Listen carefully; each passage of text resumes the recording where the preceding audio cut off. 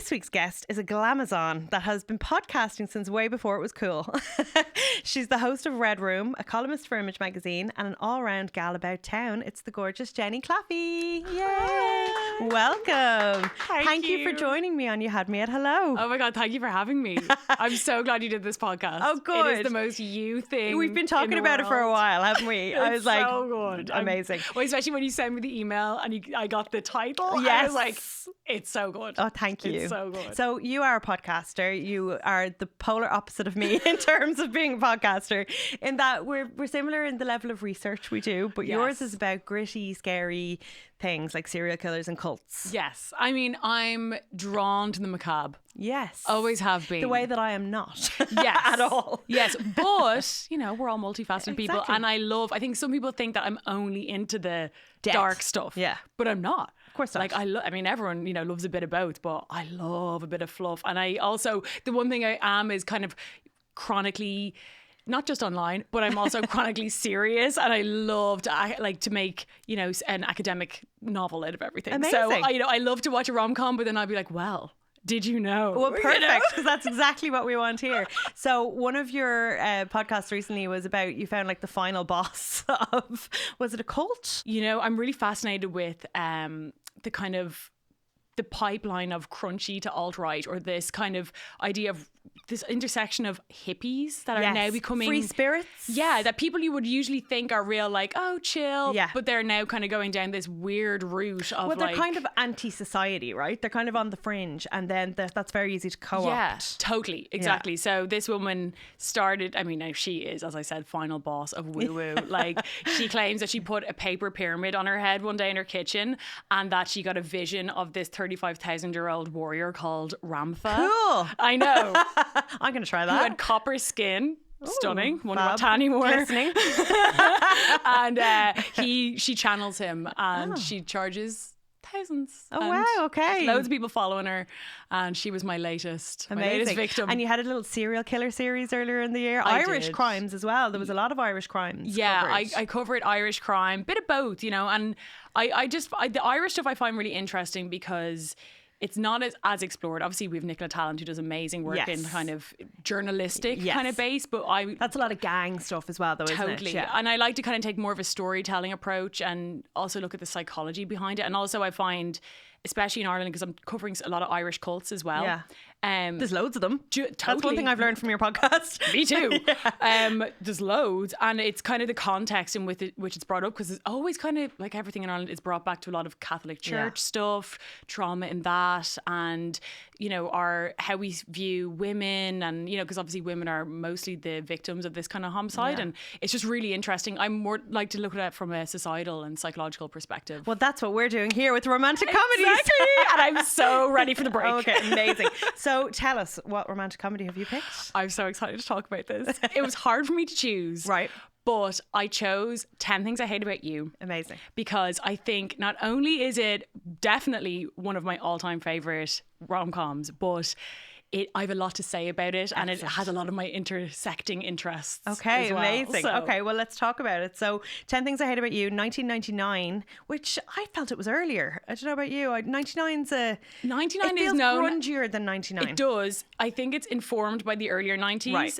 But 1999 is known as the golden year for movies. Yes, and there was recently a season of them in the Lighthouse. Yes. And I didn't get to like, any if of them. any of you look up your favourite 90s movie, I bet it was made in 99. It's Runaway crazy. Bride, 99. Iconic. There you go. So the director is called Gil Junger, and he was directing TV since the 80s, but this was his very first feature film. And after that, he went straight back to TV. It was a huge success, but he mostly makes like Hallmark and Lifetime films now, including one starring Hilary Duff called Beauty and the Briefcase. Love. Sounds great. We'll be looking that up.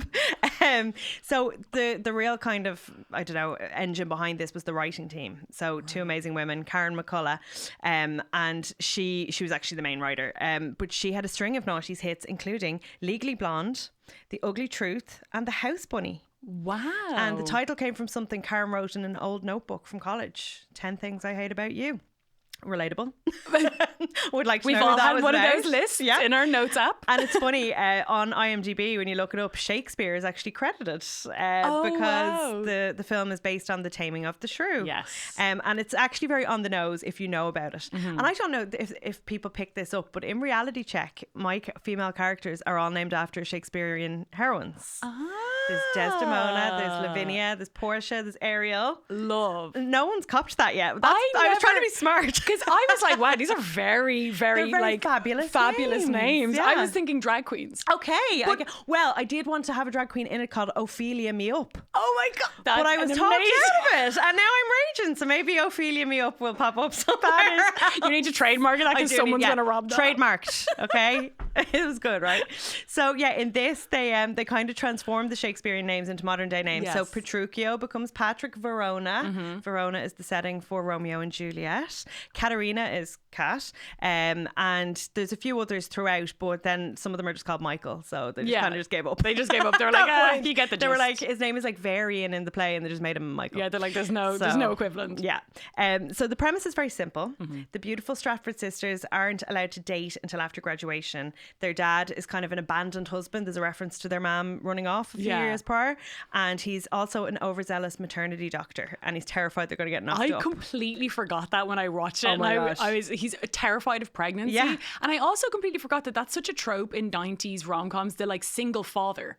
It is actually weird. Yeah, the absent mother more so. Yeah. Do you know where I think that comes from? Fairy tales. It's always like a wicked stepmother and a single dad. So true. Yeah, I think it's like it goes back to the olden days when like women died in childbirth and the dad was left with them. Very true, very kind true. of thing. Okay. But this guy is so freaked out that like he makes them wear a pregnant belly before they leave the house just to see what it would be like. Yeah. It's amazing. Honestly, that's a good tactic to stop them having premature sex. Like just don't do it or this might happen.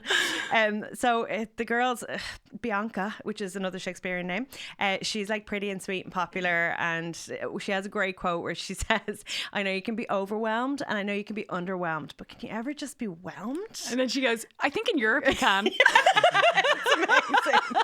The script is razor sharp, but like that's just Bianca all over. Like she's just your pretty girl. Kat is retro, she's angry, she's anti-patriarchy, and she's described as a mewling Rampalian wretch. Love. Which is amazing. And I was like, is that in the play? It's not. That is from the screenplay. So good woman.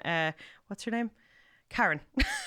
She's a Karen. She was definitely a Shakespeare fan. Yes. And so Bianca just wants to be a normal teenager, and Kat is such a wench that the dad is like, okay, new rule, you can date when Kat does. So that's kind of where we begin. And there's a couple of, it's actually a very complex story, but of course it is a lot of layers because it's Shakespeare. Yes. So you have the romantic hero Cameron, who just wants to date Bianca purely because he loves her. He was hit by the thunderbolt when he saw her. He's like, she's perfect. Then you have the guy who wants to date Bianca for more nefarious reasons. Cameron's very sweet. This guy, Joey, he just wants to ride her basically. Yeah. And they basically rope in a third guy who they pay to take Kat out, and that is the inimitable Heath Ledger. R.I.P. Heath died on my birthday. It makes me sad every year when I remember. So the film, you watched it this morning, so it's fresh in your mind. Yes, I wanted to make sure it was super, super fresh because I've watched it a million times, right? I haven't watched it in a while. It's a real comfort movie for me. It is.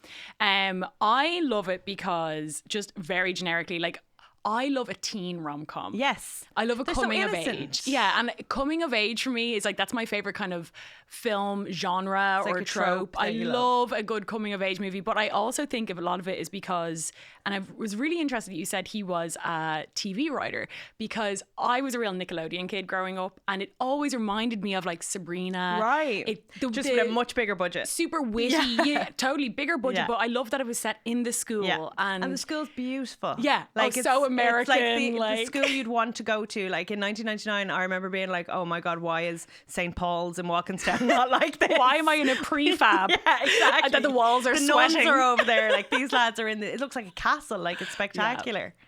Do you think that being that age when, like being kind of school age when you saw it was part of the magic? I think so. I'm trying to think of when, because I definitely didn't see it the year it came out because I would have only been 9. I saw it though probably at that age. Right. I'd say I was maybe like 13, 14. 14, that's when I saw it, yeah. That kind of age where you're like, you have this fantasy of what American high school is like. Do you know the bit when they throw the leaflets in the air and they go down the stairwell? Oh my God. I used to really want to do that. And like it has You get the film itself has some really weird shots in it, like that real Loads. arty stuff that like aren't quite stereotypical of this kind of high school love story, but I think it's kind of also the storyline is elevated a bit because it has that Shakespearean thing to it, that it's not juvenile.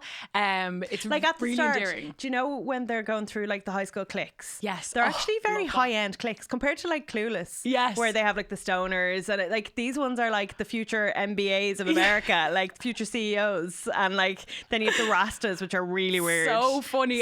Funny. I just love that because I also thought that that's what school was going to be like. Yeah. I thought that we were all going to be in these little, like you had to choose Well, a you niche. went to Mount Temple, I darling. did, That I was did. more so than so my husband went to Mount Temple and loves to talk about it. And it's actually it's probably the most American Irish secondary school there is. So you did go to a mixed school where there were no uniforms, and you called your teachers by their first names. I lived my fantasy. Right. Like, so here's me in Tala in a uniform with the nuns. Yeah, It's slightly different. Definitely. But I think, that's why I've always been drawn to the movie, because I just think it has that bit of escapism. Absolutely. It reminds you of so much of being in school and fancying people. Yeah. And like, I guess also probably my idealized what I thought school was going to be like, that there'd be guys asking me out to prom. No, you just have one dab, Do you know that I think this film inspired the whole promposal trend that you see in the States? Ooh. Because I don't think, well, maybe it was a thing in the 90s, but they definitely weren't like setting up videos and stuff. No. You know the bit when he asks her to prom with the marching band? It's one of the most iconic scenes. Iconic. Like, I think that was, the start of all of that, or the start of it being a big deal anyway. Yeah, because it was such a huge movie. And like, you know, there's Julia Stiles, Joseph Gordon-Levitt and Heath Ledger, all of their breakout roles. Yeah. Like obviously Joseph, isn't it? I always call him Joshua by accident. It's Joseph. Joseph. He JGL. was in Third Rock from the Sun. Yes. And then Bianca was Alex Mack. Alex Mack wears a hat. What an iconic role. I she- love that show. But she kind of never broke out then into films, whereas he had a massive career. Yes, And but- now he's just kind of disappeared again.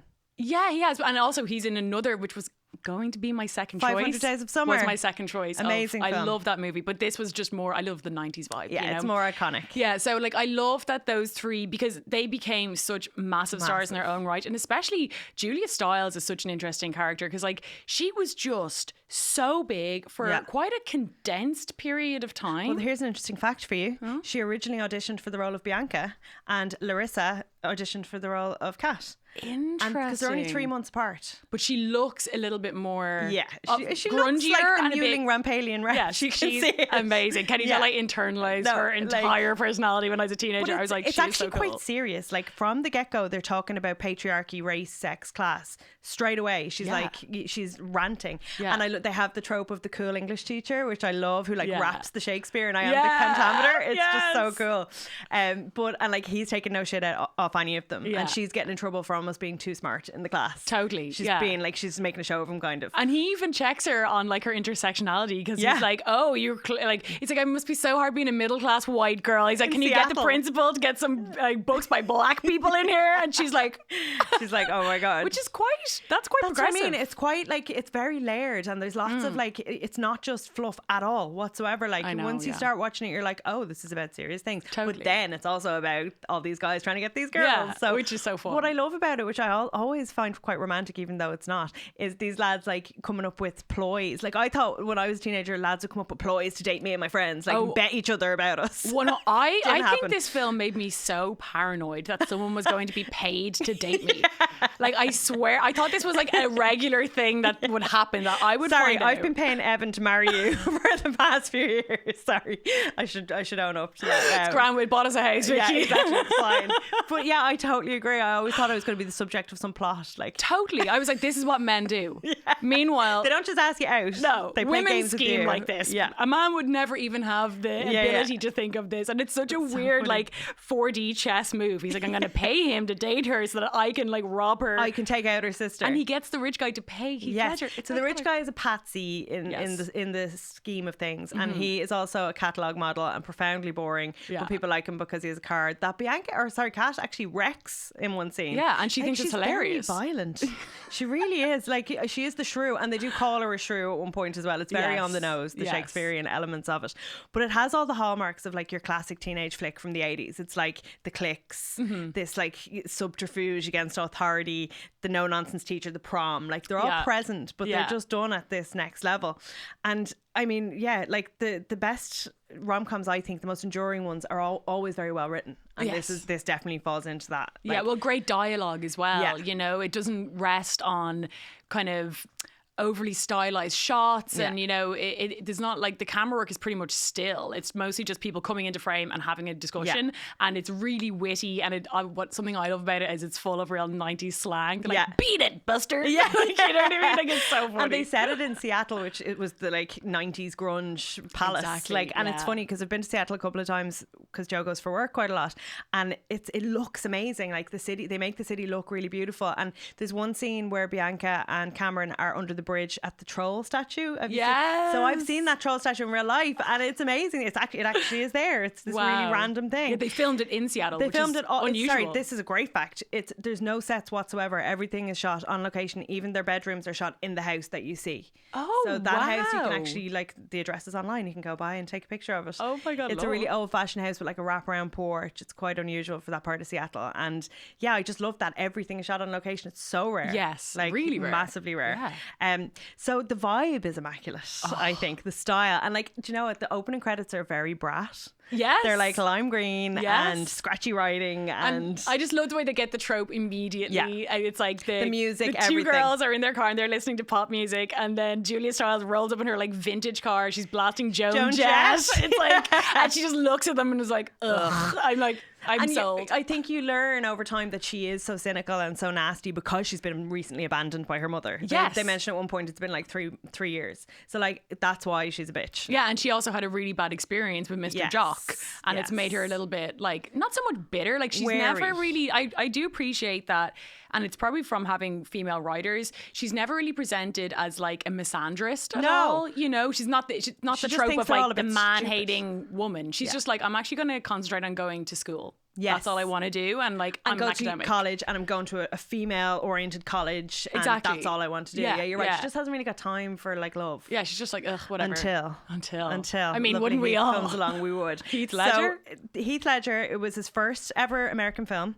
So this is the first time we saw him. Didn't try an American accent at all. Not even a bit. And apparently the director then thought it made him sexy and dangerous that he was an Aussie. And it kind of adds layers to the character, like why he's older than the rest of them and stuff why, like that. like, where was he last year? There's all this mystery around him. And he beat Josh Hartnett and Ashton Kutcher to the part. Ashton Kutcher. Yeah. It would have been such a different film, I think. Much sillier. Much sillier with Ashton Kutcher. Yeah, not definitely. As convincing as a bad boy. No. And I mean, Josh is the big ride as well still. So I could see him in it. But he was doing like 40 Days and 40 Nights and The Faculty and stuff like that around then. So Julia Stiles, famously, the dancing scene on the table to Notorious B.I.G., that got her next role in Save the Last Dance. No way. Because I was thinking that. I was looking at it and I was like, okay, like early, like kind of a bit of like a recce for Save the Last Dance, because I actually recently watched Save the Last Dance. I made Evan rewatch it recently because he was like, I've never seen this, and I was like, it is the silliest movie. It's so silly. It's so funny, but it's like amazing. She's like a ballerina that turns hip hop. Yeah, I went to go see it in the cinema with about 15 kids. I think I did as well. I loved that movie. Like, that was one I saw as it came out. But yeah, when she's on the table, I knew it. I was like, that's giving me a little bit of Save the Last Dance. She's auditioning for the film. But the premise is she decides to go to this party. She's doing it for Bianca. She doesn't want to go, but she's intrigued by Heath Ledger's Patrick Verona. And he's been like laying it on thick because he's being paid to try and seduce her.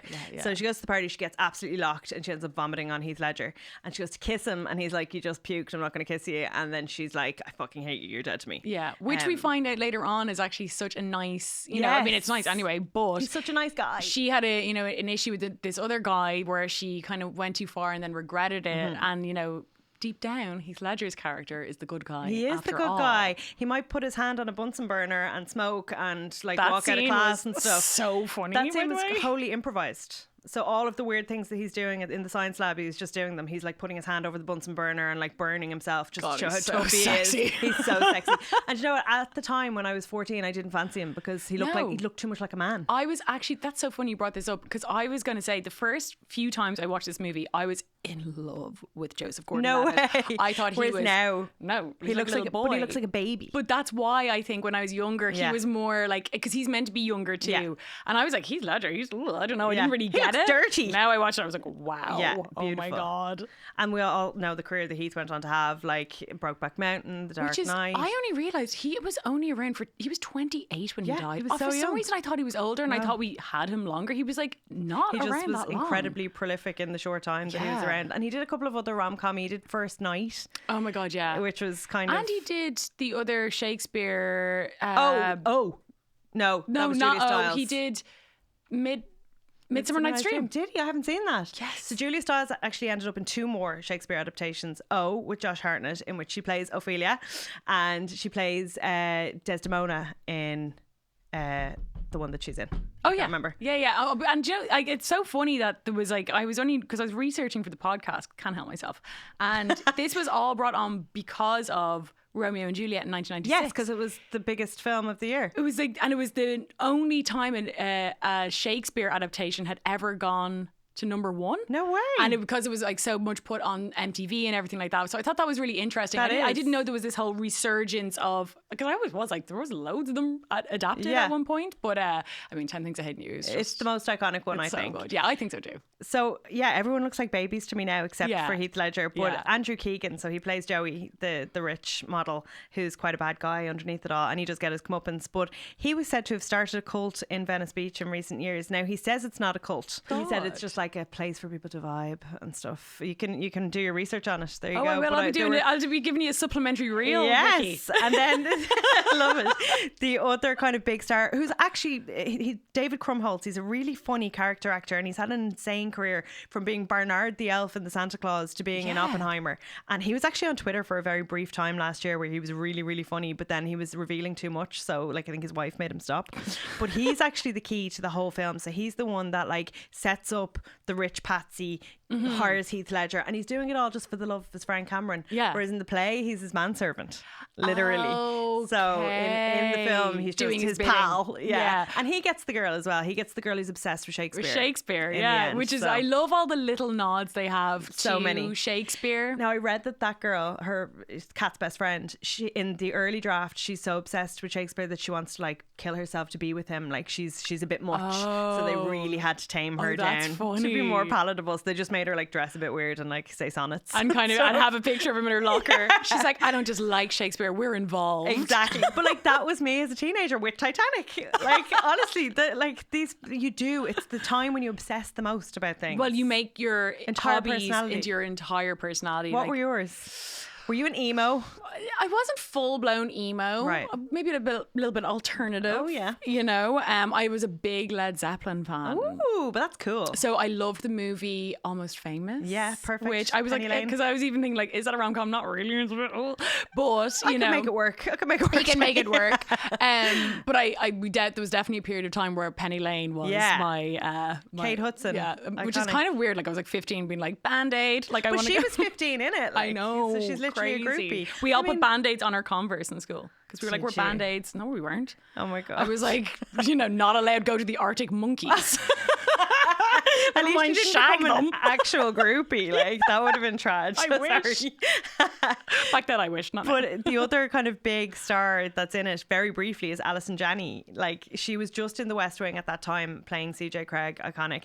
But she's literally in 2 scenes where she plays the guidance counsellor who's writing a filthy book in my her God. spare time, And it's such she a steals funny, both of them. She's amazing, and it's such a Amazing. funny scene because it's like is it like the opening Yeah. actual scene Yeah. where it cuts to her laptop, and then she asks her throbbing member, yeah, her she asks pulsation. the secretary, she's like, what's another name for a word for engorged? And you know that's so 90s because right now you could just put that in thesaurus.com. Oh, totally. And you'd be grand. And it's funny, like, Fiction hack. yeah, in the movie though, I found like I was actually really shocked at how adult the comedy was. It's rude. Like even when she's like, she swears at him or something, she goes, "Those little shits," and he's like, and she accused him of having a small dick at I some know, point my as well. God, Yeah. like she this really adult, kind of which again made dialogue. me think that that's what America was like. Oh, totally. Yeah. I was like, they're all adults. Yeah. Like if I went to high school in America, my teacher would be talking to me about the size of people's dicks. And because like the people that played the characters were like 20. Well, I think Julia Stiles was 19 and Heath Ledger was 20-ish or so. But they were always so much older. Like if you look back on Saved by the Bell now, you're like, you're the second they're person. nearly in their 30s. Yeah. No, absolutely. Like that's it's a thing. The Mickey drawing on the face scene. So Andrew Keegan didn't know how to draw a Mickey. So Michael or David Krumholtz, who plays Michael, had to teach him to do it on screen. There's a bit of trivia for you. And it's quite a bad one actually when you look at it. I wonder, was he like homeschooled? Because I feel like maybe going to school, all guys learn how to draw Mickeys. That's all they draw. Even now, my 37-year-old husband, that's all he draws. Yeah. So let's talk about some of the famous quotes. So heinous bitch is the term used most often, is coming from Alison Janney's character, a teacher, to Which describe is so her students. funny. So funny. When Heath Ledger says, "Money I've got, I'm going to do this for fun." No, sorry, Joey says that. Oh, yeah. About taking Bianca's virginity. He says, "Money I've got, this I'm going to do for fun," which is really creepy when you think about it. He's a real bad boy. He is a like, real terrible. bad boy, yeah. When Michael is talking to Cameron about Bianca, he says, "You're never going to get near her, put her in your spank bank and move on." Oh, yeah. That was the first time I've ever heard that term, and I remember thinking it was the funniest thing I've ever heard in my life. And his reply is also so funny because he goes, "Move on." He goes, "Well, spank bank, maybe." Yeah. But I won't move on. I love her. There's loads of really funny ones about Heath Ledger and his like mysterious past. So it's like, I heard he ate a live duck once, everything but the beak and feet. So good. But like those quotes are so funny because like teenagers do that. Like if there's 100%. someone new, you get the most crazy like lore and rumors, like the imagination. So I just found that it reminded me of school. Like when a new kid would come in, you'd get the craziest backstories, and it's like, no, they're just from Lucan. Yeah. Their parents moved house. I love it. There's another one about Bianca. Oh no, yeah, about Bianca. What is it with this chick? She must have beer flavored nipples. I remember being like, what? Beer's, I remember as a teenager being like, beer's disgusting. Yeah, Nobody would want ew. that. And then when Kat is starting to soften up towards Patrick, she says, "You're not as vile as I thought you were." And that from her is like the biggest compliment of all. So we talked about the credits being very brat, but I not that I hate them, but I hate the opening song.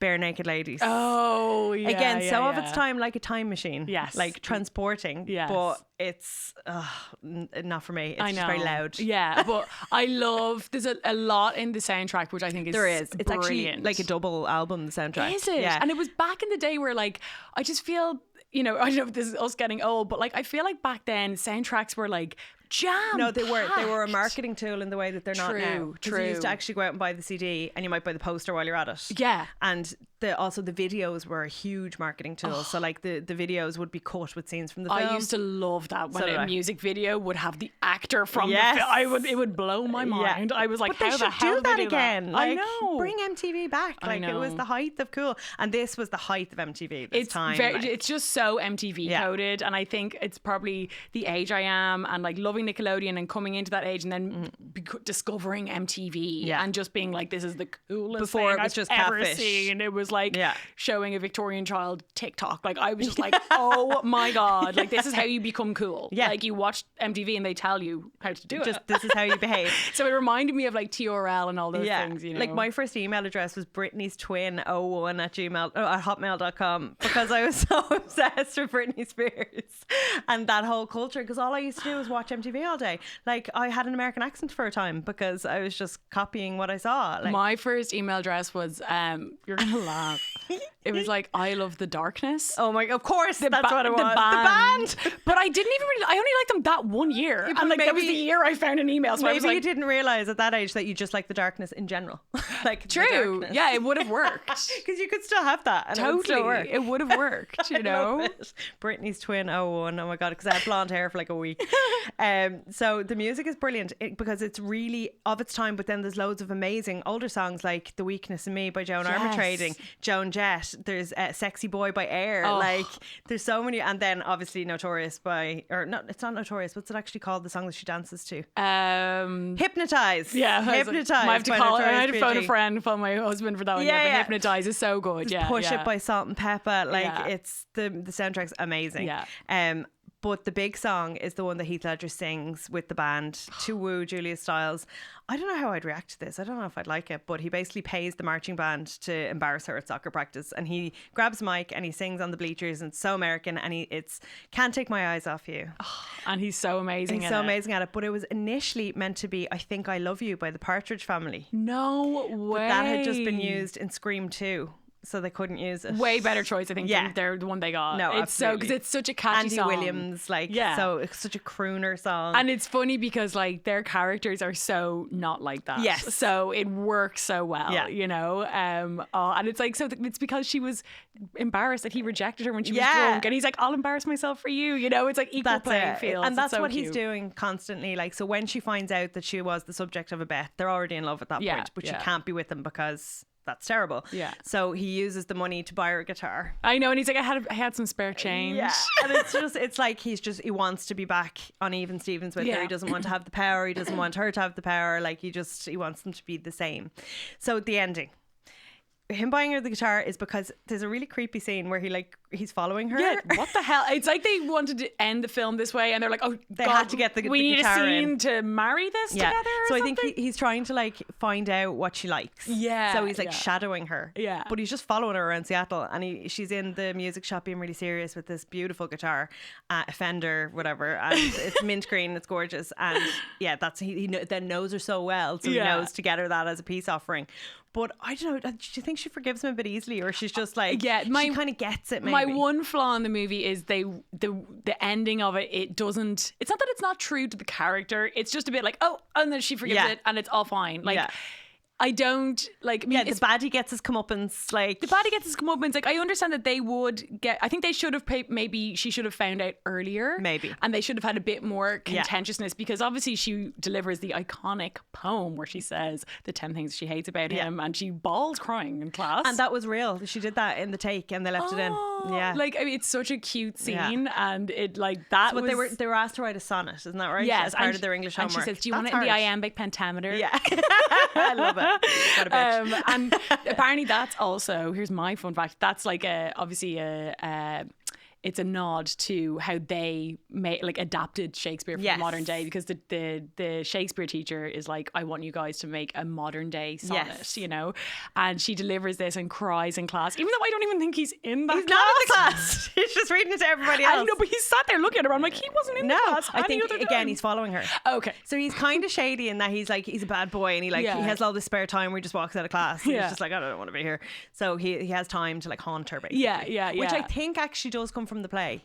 I think when Petruchio he falls in love with Caterina, he can't leave her alone. Like Right. might have been more right. acceptable in the 1800s, 1700s than it is in modern day, where he's just hovering at all times. Probably. But yeah, I think it's like the ending, the way they wrap it up, I think there should have been a bigger fight between Yeah. the two of them. She and then forgives him maybe a bit too easy. And then maybe she finds out he was doing all nice stuff for her. I don't know. There's probably a better way to wrap it up. But like either way, the film's so good up until that point that I'm like, I love it. And it's brilliant because they literally kiss and make up, and then the camera, the whole perspective totally pans away, and there's this amazing shot of this gorgeous school with a band playing on the roof. Now I'm not cool enough to know who that band is still. I looked up the name and I was like, like punky rock music. But it just looks so amazing. It goes out into the bay over Seattle, and Kind of it reminds me just- of Grease. You yeah, know, when it's like Grease they pulls ascend. out. That's what I was going to say. It's like without the stupid supernatural ending of Grease. It's like Which I love, by the I way. love it, but it's So camp. ridiculous. Makes but no it is very sense. camp. But like they kind of like look out into the world, and it's like this is just one love story of many. Yeah.